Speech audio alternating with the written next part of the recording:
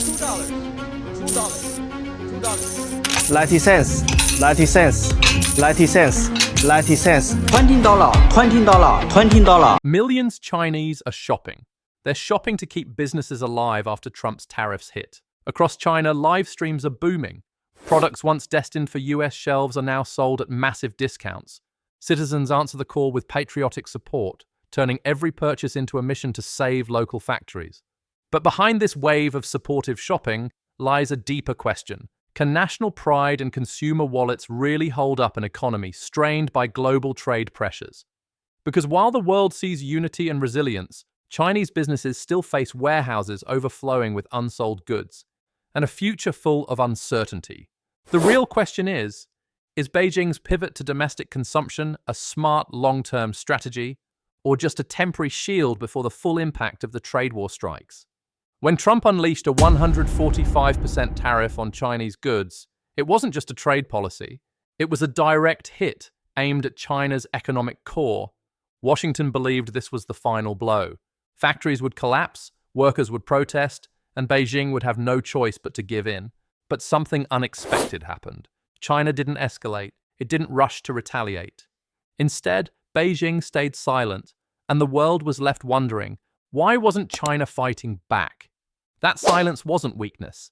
It was the calm before a different kind of response. A response that didn't involve more tariffs, but something far more strategic. Because while Trump was playing a game of pressure, China was preparing to rewrite the rules.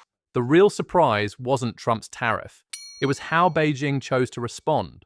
Not with aggression, but with a quiet, calculated shift that no one saw coming. Rather than retaliate, Beijing launched a bold strategy. If exports were blocked, China would pivot to its domestic market. But behind that simplicity was a complex and risky maneuver. The People's Bank of China reportedly injected $70 billion into the financial system, not to fuel growth, but to prevent collapse. Tech giants like JD.com and Meituan created massive funds to help exporters shift their goods to local consumers. The Ministry of Commerce organized nationwide campaigns, matching factories with domestic distributors in a race to replace lost US demand. At first glance, it looked like resilience, a nation turning inward to protect itself. But here's where the cracks began to show. China's economy thrives on exports because global markets offer higher profits. Selling domestically meant accepting slimmer margins, slower payments, and fiercer competition.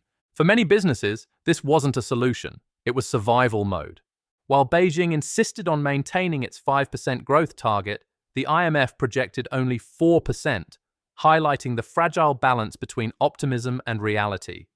This strategy wasn't about winning the trade war. It was about enduring it, hoping that internal strength could outlast external pressure. But endurance has limits. The real question is, how long can an economy built for global trade sustain itself by looking inward? Before resilience turns into stagnation. On paper, Beijing's strategy looked solid. Shift from exports to domestic sales, supported by state funding and patriotic campaigns. For many businesses, selling to the domestic market wasn't an opportunity, it was a last resort. Take Inotian, a textile manufacturer from eastern China. Before the tariffs, exporting meant healthy profits and reliable payments. But when forced to sell locally, margins dropped by over 90%. And Inotian wasn't alone. Hundreds of companies quickly realized that the domestic market came with hidden risks. Cutthroat price competition, driving profits to the brink. Delayed payments from local distributors, squeezing cash flow. High rates of returns and cancellations, adding uncertainty to every sale. For some, the solution was simple. Avoid the domestic market altogether. Instead of following Beijing's call, many firms looked elsewhere, turning to Middle Eastern, African, and Russian markets to escape both US tariffs and domestic challenges. But not every company had that option. Smaller businesses without global networks were trapped, forced to sell at a loss or face shutdown. Behind closed doors, business leaders issued quiet warnings.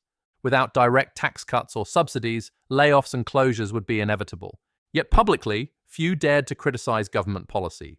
The real question wasn't whether China could pivot to domestic consumption. It was how many businesses could survive that pivot. Before the cost of endurance became too high to bear, China's decision to absorb Trump's tariffs, rather than retaliate, didn't just surprise Washington. It sent a clear message to the world: there's more than one way to fight a trade war. For decades, the global playbook was simple. When the US applies pressure, nations either comply or counterattack. But Beijing chose a third path: endurance over escalation. And that quiet resistance began to shift how other countries viewed their own economic strategies. As China turned inward, it also turned east and south, strengthening ties with Russia, expanding trade with the Middle East, and investing heavily across Africa. Markets that once played secondary roles in China's export strategy suddenly became lifelines. Countries facing similar US pressures, from sanctions to tariffs, started exploring ways to reduce dependence on Western markets. The rise of alternative trade blocs, currency swaps bypassing the US dollar, and renewed focus on regional partnerships all gained momentum. In many ways, China's response highlighted a deeper reality. The era where the US could unilaterally dictate global trade terms was starting to crack. While Beijing diversified its partnerships, it also accelerated the fragmentation of global trade, pushing the world closer to a system of competing economic spheres. For businesses worldwide, this means navigating a more complex landscape. Less predictability, more regional alliances, and a constant need to hedge against geopolitical risks. The real question isn't just how China survives US tariffs. It's whether Beijing's strategy is paving the way for a new global trade order, one where resilience replaces retaliation, and where the dominance of any single market, even America's, is no longer guaranteed. While businesses struggled behind the scenes, a different story was unfolding online. Across Chinese social media platforms like RedNote, a new wave of patriotism took center stage. Not in protests or politics, but in shopping carts. Live streams exploded with a clear message: buy local, save our factories. Influencers and ordinary sellers filled the screens, offering everything from rice cookers to blenders, products once destined for US shelves, now stacked in warehouses. For many citizens, every purchase was no longer about need. It was about national pride. Every item we buy is a stand against foreign pressure. Experts began calling this phenomenon soft nationalism, a subtle but powerful form of patriotism expressed through consumer behavior. It wasn't driven by government orders, but by a collective mindset. If the nation is under pressure, the people will respond, not with protests, but with purchases. But behind the viral hashtags and emotional live streams, a deeper question emerged. How long could this patriotic consumption last? Because buying a discounted rice cooker once is easy, sustaining an entire economy on emotional spending is another story. The real question is, can national pride truly stabilize an economy? Or is this just a temporary surge, masking deeper economic wounds that no amount of supportive shopping can heal? China's response to Trump's tariff shock wasn't loud, aggressive, or retaliatory. It was quiet, strategic, focused on endurance. From government stimulus to patriotic shopping sprees, Beijing showed the world that it could withstand external pressure, at least for now.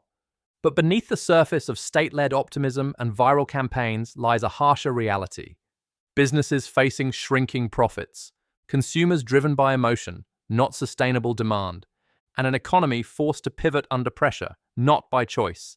Patience and resilience have become China's greatest assets in this trade war, but even the strongest endurance has limits. So, as warehouses slowly empty and live streams lose their novelty, one question remains. Is China's internal strength enough to outlast global economic pressure? Or is this just a pause before the real challenges begin?